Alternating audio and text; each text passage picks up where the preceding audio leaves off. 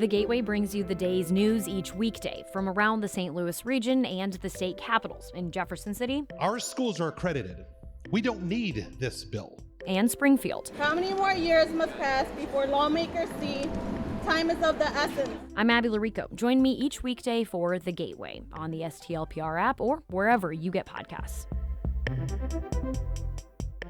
From St. Louis Public Radio, this is Politically Speaking.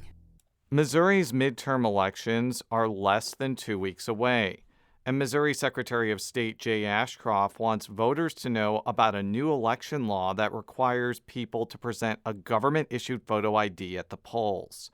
Ashcroft joins us on the latest episode of Politically Speaking to talk about what Missourians should know on November 8th and beyond. Let's hit the music. This is the Politically Speaking podcast, the definitive show about Missouri politics. We have to talk about things that matter to people. I've tried to bring that same aggressive iconoclast style with me to the United States Senate. I think my district is a model for the state. We put Missourians first. You just kind of have to find the common ground with people. I believe that this district deserves someone who represents their values. After I came back to St. Louis, I started thinking that I could have a bigger role on the change that I wanted to make.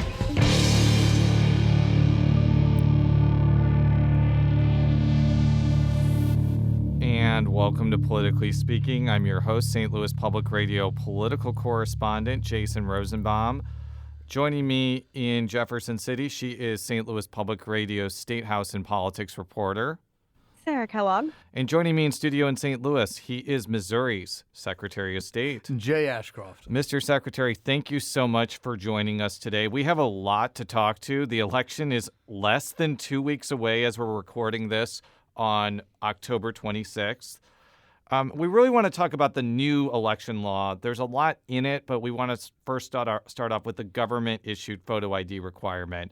When somebody comes to the polls on November 8th, what do they need to bring with them? Well, the first thing I should say is that if you're registered and go to your polling place on Election Day, you will be able to vote regardless of whether or not you have a government-issued photo ID. If you don't have that government-issued photo ID, you'll have to vote a ballot, then you'll have to fill out a provisional envelope. That ballot will be put in that provisional ballot envelope, and once the polls close, they'll use the information you provided on the outside of that envelope to verify your identity. If you bring your government-issued photo ID, you can just do a normal ballot right away. Now, on the provisional ballot part, let's just say like you put a squiggle on that doesn't match your signature that's on file. Couldn't it be argued that your ballot won't count?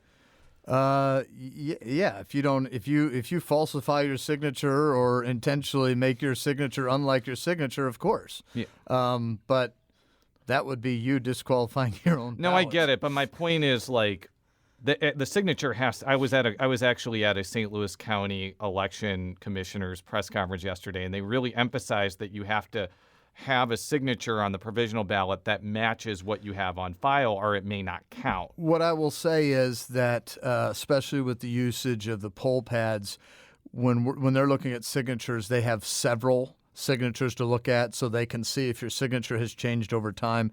I believe in part of the depositions for the lawsuit over the photo ID law, and the lawsuit got thrown out.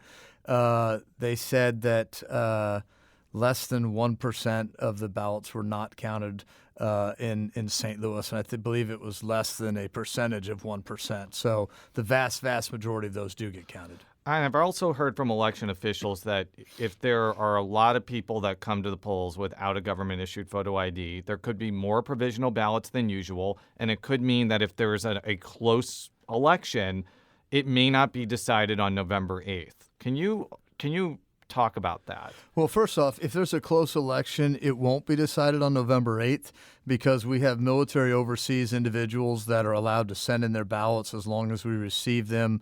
They have to be postmarked accordingly, and then we can receive them by Friday at noon after the election.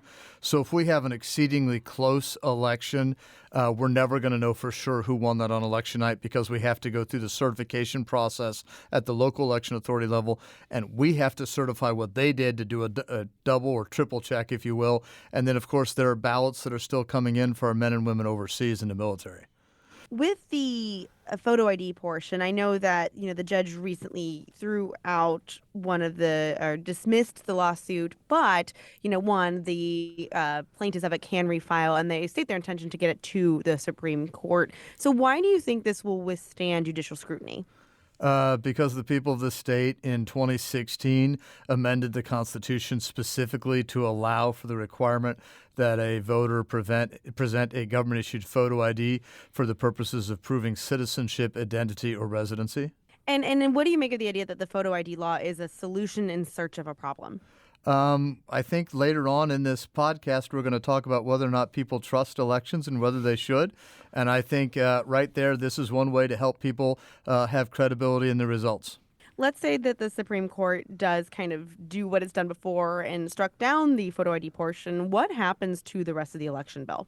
If the photo ID if the photo ID portion is ripped out of the law or struck down, then the 2 weeks of no excuse absentee voting is taken out, but the rest of the law will stand. But if the Supreme Court were to claim something was unconstitutional that the people of the state with about 63% majority put specifically into the Constitution, I think we have far larger problems and we might see some justices removed from the court. Now, that's not the only part of this new election law, and we're going to get to the no excuse in-person absentee in a second. What are some other parts of this bill that you want to highlight? The Secretary of State has the authority to check voter rolls by election authorities to make sure that they're cleaning those voter rolls. I have the authority to pull in election equipment vendors to require them to publicly disassemble their equipment for people that are concerned about what might be in that equipment or what isn't in that equipment. We saw a change to how we do presidential elections in the state. Historically, for like the last 6 times, we've had both a caucus and a presidential preference primary. We had the primary where people voted, and then we had the caucuses where the real decisions were made. The law has been changed to get rid of the fake primary and go to the caucus like we've been doing. I think we're going to see some legislators that might say, let's bring back the primary. I've talked to them. I'm okay with that. But if we're going to bring back the primary, I want the votes to determine the delegates. Okay, yeah, that's actually pretty important for 2024. So let's just say that I want to go vote for president like I've done in 2020 or 2016 in the primary. If this law stays the same, there's no more like me going to the polls and casting a primary vote anymore, right? There's no going to the presidential preference primary, but in 2016 and in 2020, your vote didn't really count. Okay. Why? Because it's a non-binding presidential preference primary. Several election cycles back, Missouri moved up their presidential primary, so it was earlier than the national party said it should be. I believe it was the Republicans, could have been the Democrats. Don't mean to. They both have these arguments. And they said, if you pick your delegates based on that primary election that early, we're going to cut the number of delegates you have in half because they kind of control which state gets to go first. So Missouri said, well, we're going to continue to have the primary election, but it isn't going to actually matter. We're going to have a caucus where we actually make the decisions. And I just think it's wrong as kind of the chief election authority for the state to have an election where the people's votes can be ignored. As Jason said, we're kind of getting really close to the election, and early absentee voting has actually started, that no excuse absentee voting. So how do you think the no excuse in-person absentee period has been going so far? So far there haven't been any concerns. We haven't had reports of any sort of problems. It's early. People aren't used to doing it. So I would expect that as we continue to have that option in the state of Missouri, probably a greater percentage of people will use it. Unfortunately, what we've seen in other states is that as you move to early voting, as you move to no excuse absentee, you don't actually increase the percentage of people that participate. You just shift when they vote as opposed to getting more people involved. And St. Louis County officials say absentee balloting is down compared to 2018. Is that what you're hearing in other jurisdictions? We are. I think that, 2020, we saw a massive increase in that because of COVID, a lot of things due to COVID.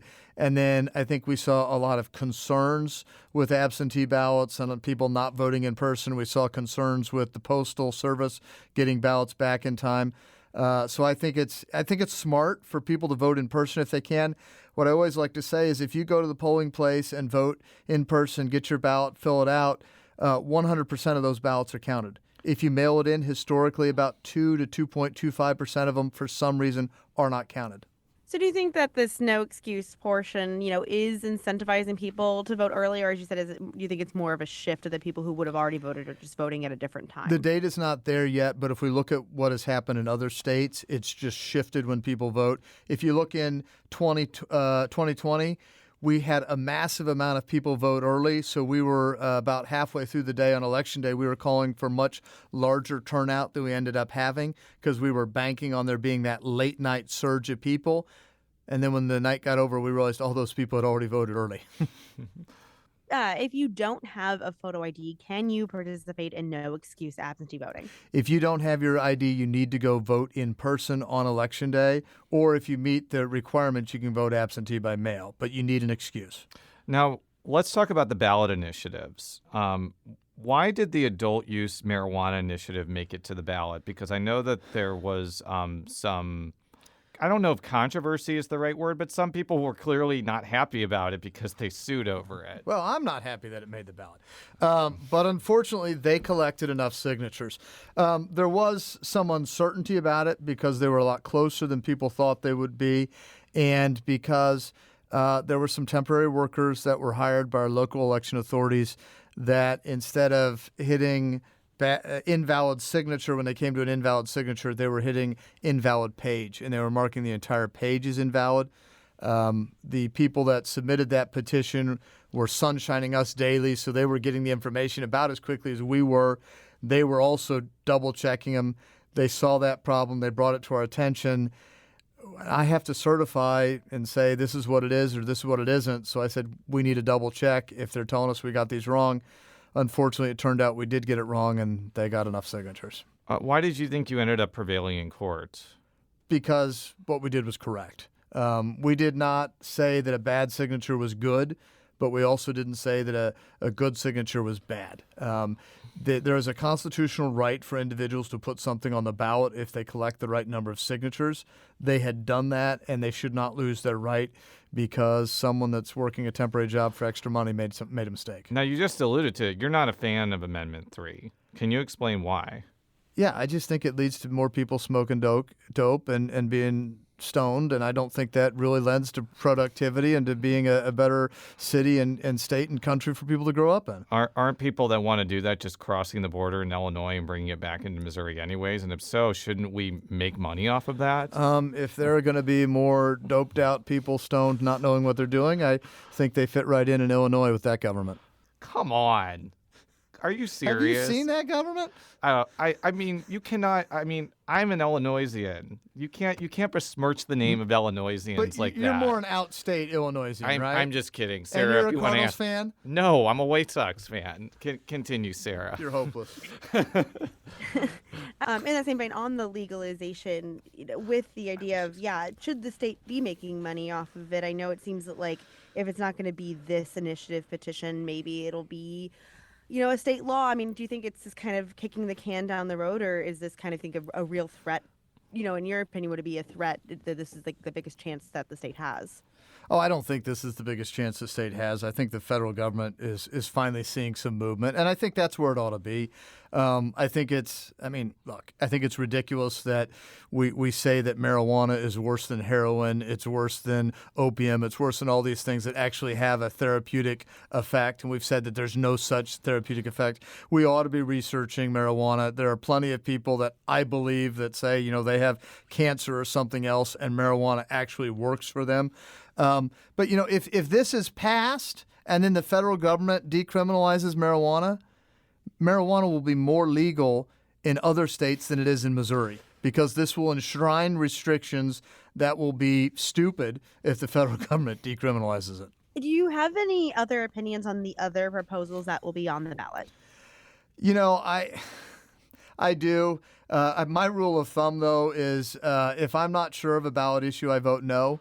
And if I'm not sure of a judge, I vote no, because I think in the history of the court plan, we've only had about 4 judges that got removed.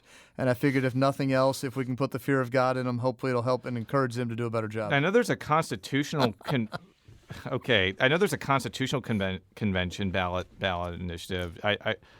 Do you think that I'm sure that there's a lot of Republicans who are like, the Constitution is too large and unwieldy. Let's have a constitutional convention to undo a lot of that. But I think that's getting some pushback too. Do you have an opinion on that? Yeah, every 20 years, the people of the state have to vote on whether or not they want a constitutional convention. I'm not in favor of it. I just look back at how the Senate operated earlier this year. Now, granted, the delegates to the convention would be different, but I just don't have any faith that they would make things better. I will admit, though, our Constitution is way too long. In 2018, people voted on how long you had to be a member of the Elks Lodge to turn out bingo cards. Yes, that is true. We'll be right back with Secretary of State Jay Ashcroft on Politically Speaking. If you have a smart speaker, you have access to the entire world of NPR and St. Louis Public Radio. All the latest news and all the captivating stories. Activate our voices with yours by telling your smart speaker to play St. Louis Public Radio. And we're back on Politically Speaking with Secretary of State Jay Ashcroft. We are talking about elections, but now we're going to talk about libraries. And for full disclosure, this is one of the rare instances where my spouse's vocation intersects with my job. My wife works for a local university as a subject librarian and may or may not have strong opinions about this.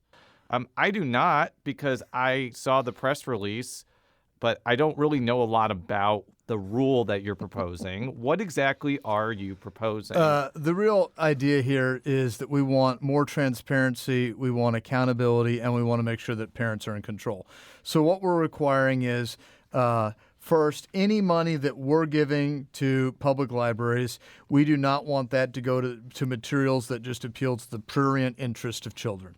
And those are, I would say, the sexually erotic type material that I don't want to talk about on the radio, which I think the taxpayers of the state don't want their money going to anyway. Then the second thing that we would require is they have to certify that they have a written public process for determining the age-appropriate level of the material they have. We're not telling them what the age-appropriate level of material is that they have. They have to have that process. We think it should meet what their local standards are, what their community wants. And then they have to have a written public policy for parents to challenge the age appropriateness that they've determined.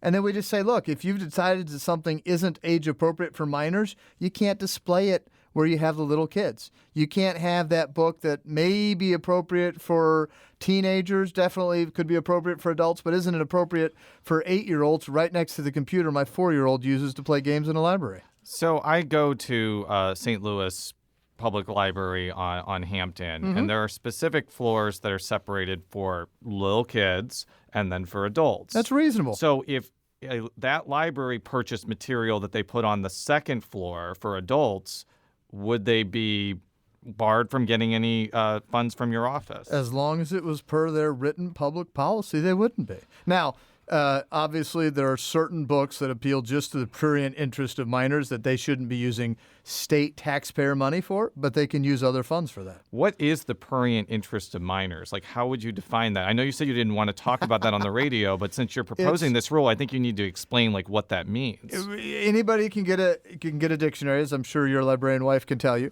But what I would mention is just to keep it family friendly, it's that sexually stuff that appeals to the sexually erotic, feelings of a child.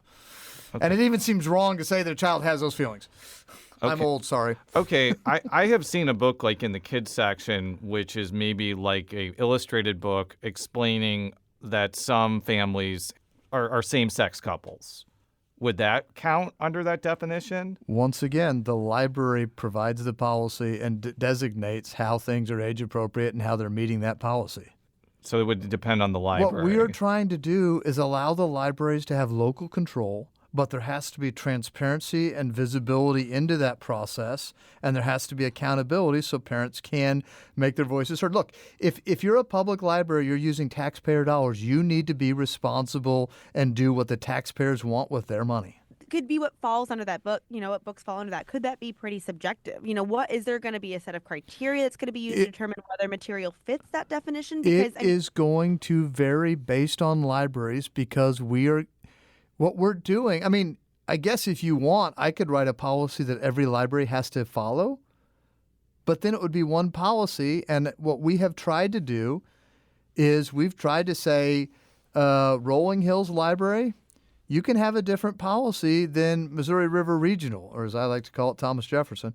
But you're going to have to write that policy. It's going to have to be publicly accessible to the people that pay your taxes, and you're going to have to be accountable for that policy. And if people don't like it, they're going to come to you and tell you why it ought to be changed. But we're not giving a one-size-fits-all policy, but we are saying you need to be public about it, you need to be open about it, you need to be transparent about it, and parents need to be able to say, wait a minute, these are the levels of books that I want my child to get underneath your policy.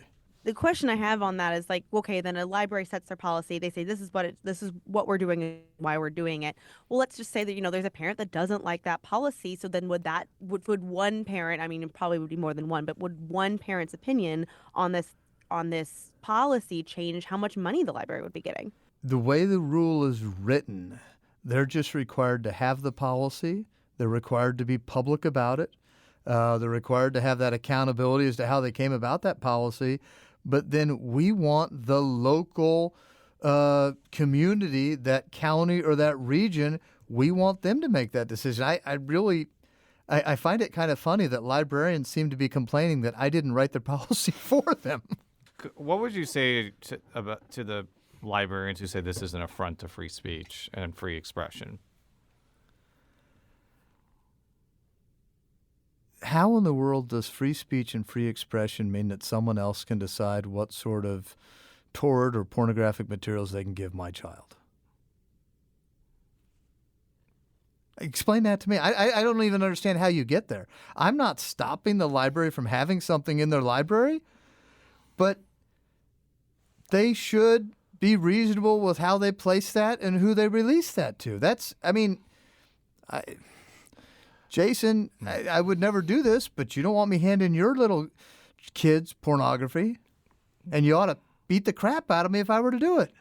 Yeah, I understand that, but I think the basis behind this questioning is pornography can be subjective, and what is pornography to you may not be pornography for somebody else. And instead of giving one size fits all, I'm letting the librarians, who I thought were supposed to be educated on how to do this and how to represent their community, I'm letting them write the policy. Mm-hmm. But instead of giving it for them, they get flexibility, but they have to be accountable for what they say. Now, I think that this has become a big issue about books in libraries in conservative media. Books, presentations, all sorts of stuff, yeah. Do you think that this is a real issue, or do you think it's being ginned up by things like Fox News? Rasmussen did a poll, I think, the end of September.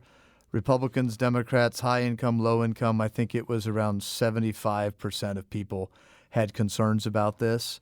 I think with regard to public school for elementary school, 80-some-odd% of respondents believe that none of this material should be in the public school. So what's the process for this rule to actually be implemented? Because this is just a proposal, and it's possible that the verbiage could be changed if maybe librarians suggest something. I want you to kind of describe that process. That's a really good question because there's a 30-day public comment period that starts November 15th. November 15th is when the rule will officially be published, but we've started talking about it. Hopefully that gives people more time to think about it, and if they like it, if they don't like it. What I would ask is if you think it's a great rule, don't just say that. If you think it's a terrible rule, don't just say that. Say, if you think it's a good rule, why do you think it's a good rule? If you think it's a bad rule, why do you think it's a bad rule? If you think it could be improved, don't say it could be better. Say it would be better if you did this, because that's constructive criticism that we can take into account. We'll look at it. And, if somebody comes up with a great idea, I'm glad to claim it as my own and make changes. And we're going to post the actual proposal on stlpr.org so people can read the entire rule. And provide constructive feedback to the Secretary's office. They can provide whatever feedback they want, but if it's constructive, that actually helps us make it better. I want to talk about confidence in the election, which you alluded to in the beginning of the show. And, I think that since 2020 and since former President Trump continues to litigate the results of that election, there are a lot of Republicans out there who do not I think we have a lady running for governor of Alabama that's relitigating what her run for governor 4 years ago. Georgia. I think that Hillary Clinton came out earlier this week or at the end of last week and said that if someone else wins, they shouldn't accept the results. We have people, unfortunately, across the political spectrum that are sowing distrust in our elections. But would you say that former President Trump is one of those people? I would say that President Trump, Hillary Clinton, Stacey Abrams, all people like that are throwing discord with regard to our elections. So what do you think that election officials like yourself can do to provide confidence that the 2022 election on November 8th is going to be done fairly and freely? I think we can talk about the process. I think we can encourage people that have questions to be poll workers, to be poll watchers so that they can come back and see how it operates. But, the number one thing we can do is something that we can't do until Election Day, or at least during the actual election, and that's to run it correctly. We wouldn't have all the concerns we have about our elections if Pennsylvania hadn't ignored the Constitution with regard to absentee ballots. We wouldn't have all the concerns we have if Georgia and Brad Raffensperger hadn't acted the way he did to abrogate signature requirements through a judicial decree. We wouldn't have the same concerns if we didn't have places like Wisconsin that was using ballot drop boxes that have now been ruled illegal and unconstitutional. But your office purchased drop boxes in 2020 and decided not to use it because you didn't want people dropping in mail-in ballot boxes. Right. Ballots. But the law in Missouri allowed for drop boxes. Okay. The law in Wisconsin did not. And the main thing we need to do is do our job and do it well. Mm-hmm. We need competence in government. We need elected officials that understand that the best politics is good governance. And we have had too many people that did not follow the law, that did not do things the way they were supposed to under the Constitution. And of course that raises doubts about how things were done. But didn't all those things you mentioned in Pennsylvania, Wisconsin, and Georgia get put through the legal process and they didn't end up changing the election outcome in any of those states? In none of those there weren't any of those election contests where they actually went through the whole meat of it and said, would that have changed the outcome or not? The only one that came close was Pennsylvania, where the Supreme Court said, yeah, the Constitution says you're not allowed to do that, but we're not going to worry about it. But let's just say they had thrown all those ballots out. Wouldn't you have been disenfranchising like literally hundreds of thousands, if not several million people that took advantage of that? So what's the one solution? The solution is to follow the law. The solution is to run the elections according to law and according to the Constitution. The problem was created when Pennsylvania didn't do that, when Georgia didn't do that, when Wisconsin didn't do that. In Missouri, whether or not I like the law or not, I'm not a big fan of no excuse, essentially early voting. But we're going to follow the law. That's how we make sure people can have credibility in the election. So there have been increased threats on election workers. I think there was an article recently about election officials getting records requests that are tying up time and manpower. What do you think about that, and why do you think that's happening? First of all, luckily Missouri is a much better state to be a Secretary of State in than a lot of other states. When we have Missourians that get passionate, frequently end with "God bless you" as they walk away. So we just haven't seen the same scale of problems that we've seen in other states. I love that. Missourians have the right to request records. We have a law. It's called the Sunshine Law. Mm-hmm. And frankly, at times it can be burdensome, but they're who we work for. It's the people. And if we have elected officials that are complaining because the people of the state are questioning them or are using their legal rights to request information, that's not appropriate. I work for 6 million people. The people of this state are supposed to be in charge. And if we have public documents that are requested by the people of the state, I have a duty to make them available to them. I'm happy to do that. And I serve them. I took an oath to serve them, and I'm very thankful and blessed that I get to. County officials recorded a video recently talking about how people should have confidence in this election. Is that in response to Trump's election denialism, or is that kind of just to dissuade concerns people have about elections? I think that's just to encourage people to participate.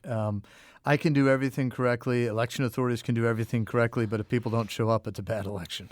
And why should Missourians feel confident in the results of the election? I think they should just look at how we run our elections. They should look at the use of bipartisan teams. They should look at the fact that we will have the results early on election night, probably by 11 o'clock at night. They should look at the fact that the clerks will do a 5% audit after election night, that they'll go through a certification process, that we will go through a certification process. They should look at the fact that we're going to be requiring a government-issued photo ID or a provisional ballot. We are making steps to make sure that the people of the state can have confidence. The last line of protection in our elections is our poll workers, and I want to encourage the people of the state to participate and taste and see that our elections are good and true. Do you have any predictions about what turnout is going to be, or is it a little too early to figure that out? It's going to be depressingly low. I don't know an actual number right now. It's going to be less than 20. I'm concerned that it's going to be less than 18. I just don't see the enthusiasm for any of our statewide races that we have right now. Unfortunately, I just don't see it. Hopefully, I'm wrong. Is it possibly because, in 2018, there was a nationally targeted Senate race, and this time around, neither of the national parties are really pouring any money or organization into that? I think that's definitely part of it. I think both sides are looking at the Senate race and saying that's going to be double digits. Whether it makes a 20 percentage point difference, I'm not sure. Probably does. Whether it's a John Ashcroft in 1988 difference or a John Ashcroft in 1984 difference. Well, the 84 was Ashcroft in 2020. 84 was or John Ashcroft in 2020. I forgot your name is also John Ashcroft. On that note, Mr. Secretary, thank you so much for coming in and talking about these issues. We really appreciate it. Politically Speaking is a product of St. Louis Public Radio, which is part of the University of Missouri St. Louis. You can find all of our stories at stlpr.org. You can follow me on Twitter at @Rosenbaum. Sarah, how can people follow you on Twitter? At Sarah K. Kellogg, 2 L's, 2 G's. And how can people find out more about the Secretary of State's office on any social media platform? Twitter at Missouri SOS, voting, govotemissouri.com or sos.mo.gov. Thank you very much, and until next time, so long.